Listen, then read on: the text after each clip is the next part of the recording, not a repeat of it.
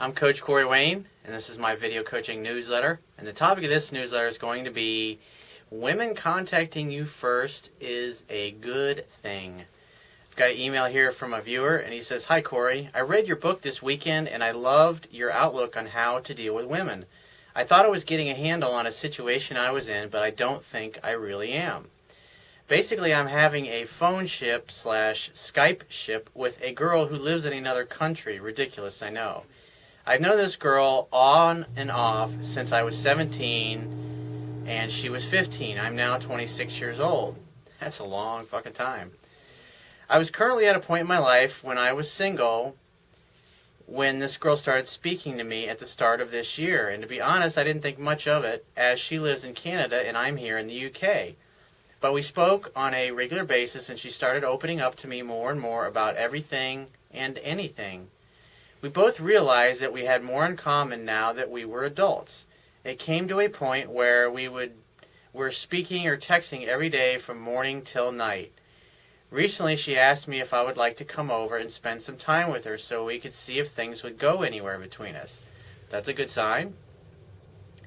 This was when I started getting more emotionally involved." And he says in parentheses, "big mistake." I was like, yep. What happens is she expresses some interest in you coming over, then all of a sudden you're ready to puke up all of your feelings of love and start talking about what your kids are going to look like and all this stuff, and you haven't even seen the girl in 10 or 12 years. So you don't even know if she really looks that good in person. It's a long plane flight to fly all the way over there to find out that maybe her ass is the size of Texas or something like that. So he says, "Now I know she's got a lot on her plate as she moved from Ontario to Toronto this month, and she's currently job hunting." This is what guys do. They always rationalize things. Oh, she got this going on, she got that drama going on, this problem, that personal problem, blah, blah. That's why she can't see me. And they bullshit themselves into staying attached or involved with a girl who really they're just texting and talking to.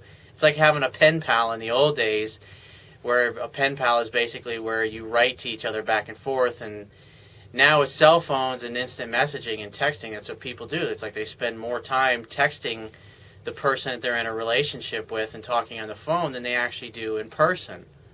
And then when they actually ask to get together with her in person, they wonder why she's always too busy. "Oh, we talk all the time. We don't need to spend that much time together in person." And then she says, "Hey, let's just be friends," because they don't know about the other guys that she's texting and actually hanging out and hooking up with, because you think by being Mr. Nice Guy, always available friend is going to get you somewhere. He says, "She became distant, which I expected, and her messages are short and she's not as enthusiastic as she used to be. I've completely backed away now. After all, why should I put up with her half-hearted responses if she can't make the effort with me, right?"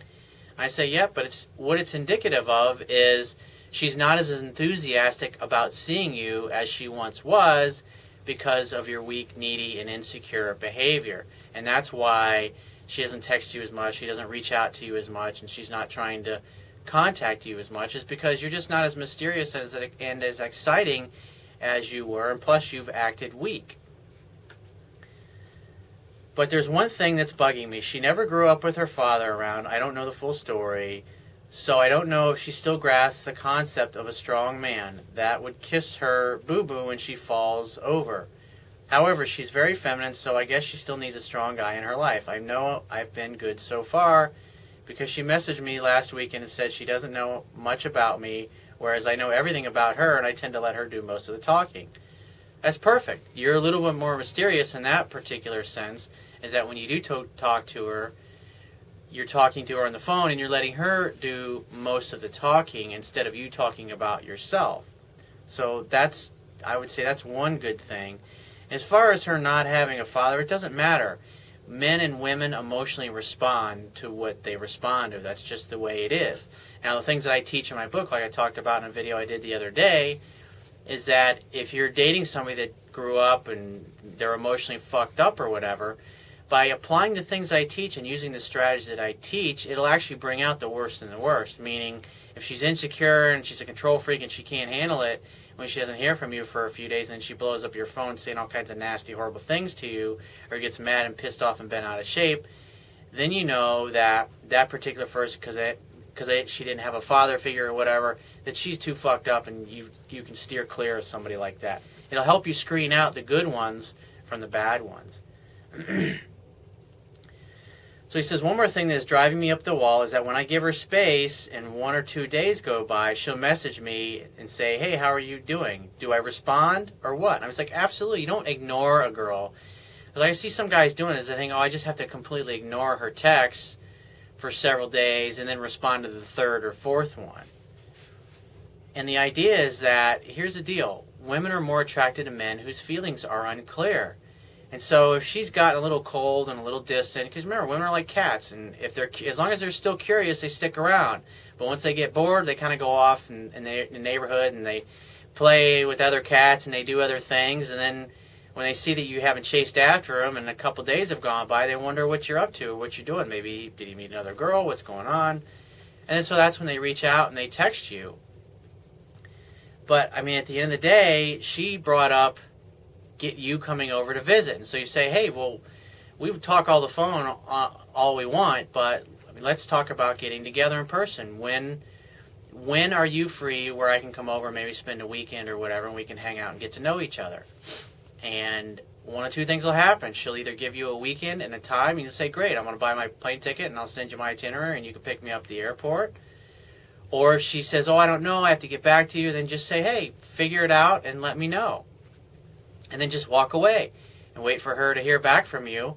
And then when she texts you, say if she texts you 3 days later when you haven't heard from her, just say, hey, how are you? What's happening? And send 1 or 2 texts back and forth. And she doesn't bring up the thing about you coming over to visit. Just say, hey, what did you figure out about your schedule as far as me coming over to visit? See what she says. And she'll either say, she'll tell you a definite time frame, or she'll stall and say, hey, I'm not really sure. I'll have to get back to you. And then just say, hey, great. Let me know when you figure it out, and I'll book my flight. I got to run. I'll talk to you later. And then you just get off the phone. Because one of 2 things is going to happen. Either she's going to tell you, and then you're going to book a ticket, and you're going to send her your itinerary, or she's going to keep jerking you around. And at the end of the day, it's now, let's see, we are almost 9 months of the year are gone. And so you've basically been spending 9 months of this year involved texting and talking to this girl. You've probably sent thousands of texts back and forth, but at the end of the day, you guys haven't gotten together to do something. And this tells me what's going on here is that you waited for her to bring this up.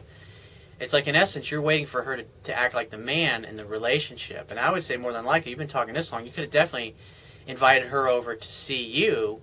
But, I mean, at the end of the day, she invited you to come see her, then you acted all needy. I mean, the bottom line is you want to get right to the point, make definite plans, and then get off the phone. You've done enough talking and texting, and at this point, you guys need to get together, or you need to move on and find somebody that actually lives locally near you, because you've basically been totally consumed with this girl for 9 months, and she lives in another country, and you've never even seen each other in person at this point.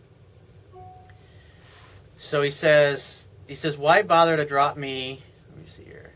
He says, when do I respond when she gives me a half-baked, lukewarm answer? She doesn't give me much to go on to initiate a conversation.